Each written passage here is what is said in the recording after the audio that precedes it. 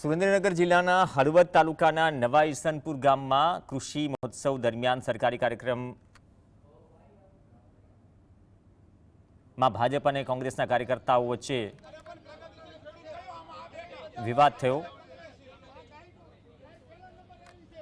અને આ કાર્યક્રમમાં ધારાસભ્ય પ્રકાશ વરમોરાની હાજરીમાં માત્ર ભાજપના જ કેટલાક નેતાઓને સ્ટેજ પર ખુરશી આપવામાં આવી, જ્યારે સરપંચ અને તેમના પતિઓ સહિતના ચૂંટાયેલા પ્રતિનિધિઓને નીચે બેસાડવામાં આવ્યા। આ વ્યવસ્થા વિશે કોંગ્રેસ કાર્યકર્તાએ સવાલ કર્યા, જેના કારણે બંને પક્ષ વચ્ચે બોલાચાલી અને રકઝક થઈ।